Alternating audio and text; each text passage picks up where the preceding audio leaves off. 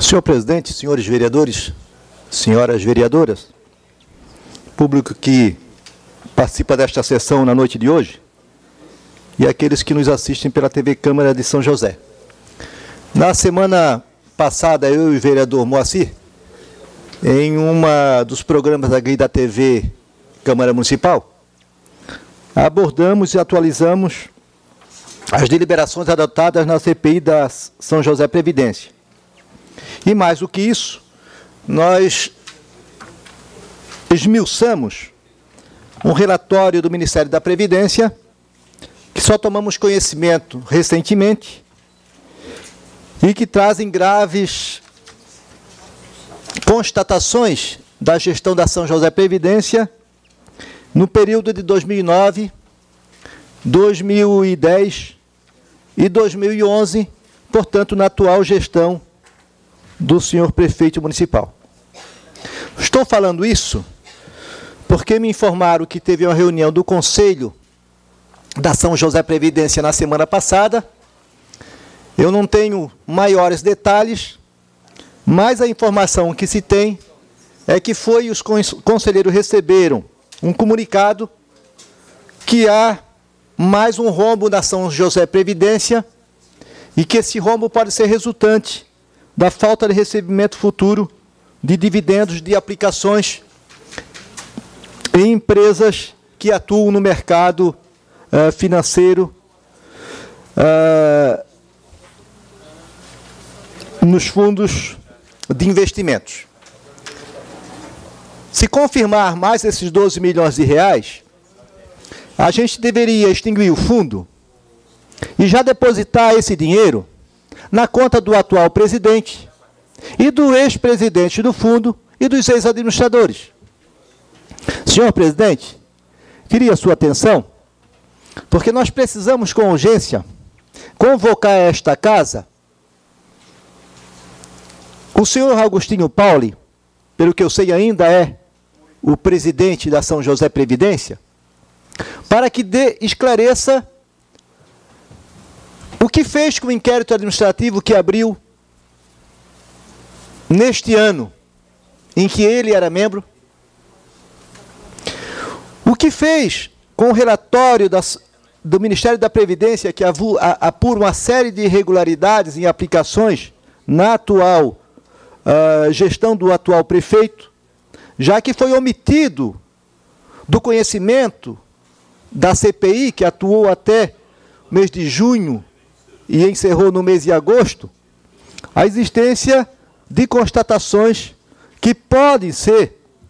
aqui o início, ou seja, pode ser os apontamentos do Ministério da Previdência, pode ter desaguado em mais uma possibilidade de prejuízo, que eu não tenho a confirmação de 100% de certeza,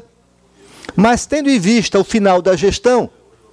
mais do que nunca esta casa tem que tomar cuidado para tirar as coisas a limpo. Eu lembro que no final da gestão anterior, do último mandato, do final do Fernando Elias, havia um indício de que ele queria comprar um prédio, alguma coisa aqui na região, e nós conseguimos, os conselheiros se rebelaram, e inclusive na oportunidade esta casa aprovou um requerimento de pedido de informação. Como esse pedido de informação ocorreu lá pelo mês de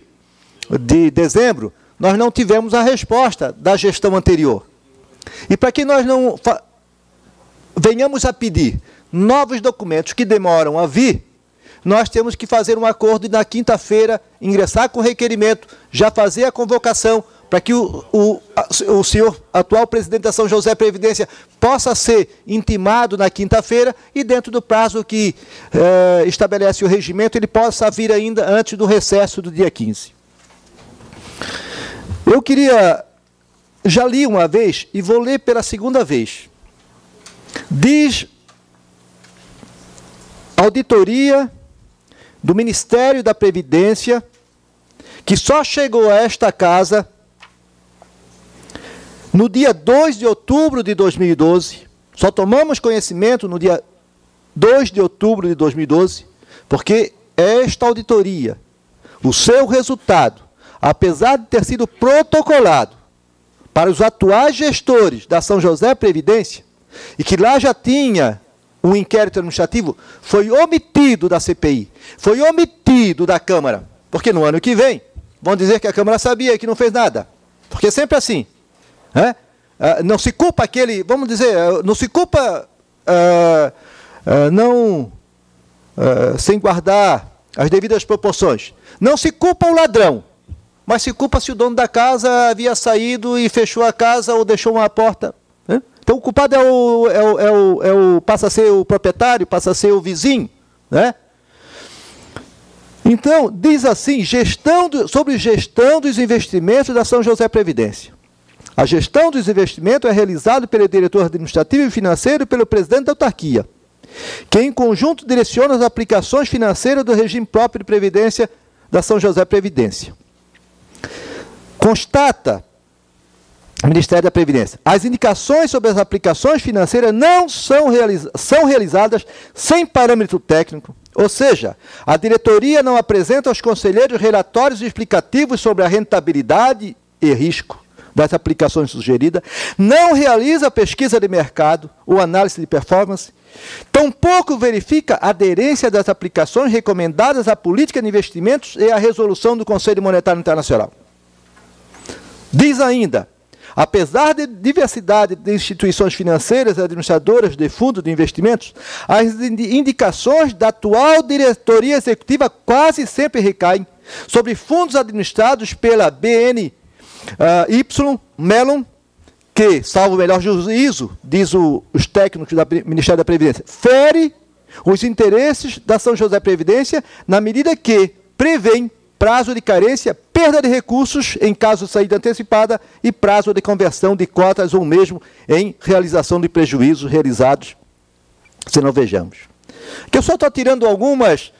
itens, né, que estou destacando, sobre o que contém a ata do Conselho número 53, de 14 de julho de 2010. Portanto, nós não estamos falando da gestão do senhor Fernando Elias, nós estamos falando da gestão do senhor Djalma Berg, e o regime próprio da Previdência, diz a lei, ele é vinculado diretamente ao gabinete do prefeito, subordinado diretamente ao gabinete do prefeito. Consta na ata, 14 de julho de 2010, o senhor Silvio da Silva, em função da baixa rentabilidade apresentada pelos bancos em aplicações, propôs o investimento em fundo de investimento de renda fixa com percentual bem superior. A proposta foi colocada em votação, sendo aprovada pelos presentes. A referida alta respaldou a diretoria executiva a realizar uma aplicação no fundo diferencial, administrado por a empresa que eu já citei, Gestor Diferencial, a outra corretora, criado em 7 de 7 de 2010.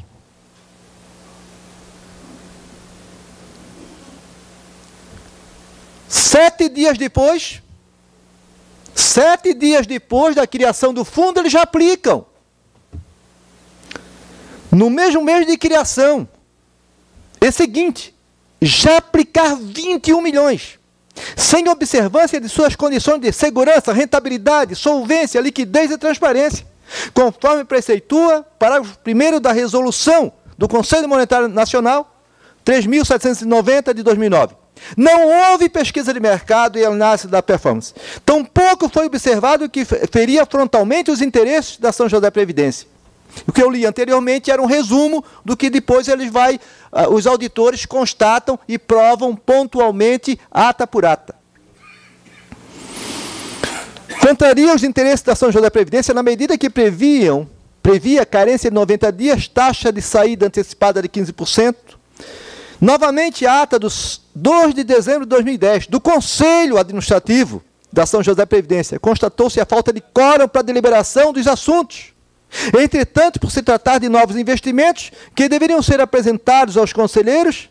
os presentes sugeriram que se realizem os investimentos no Fundo de Investimento de Direito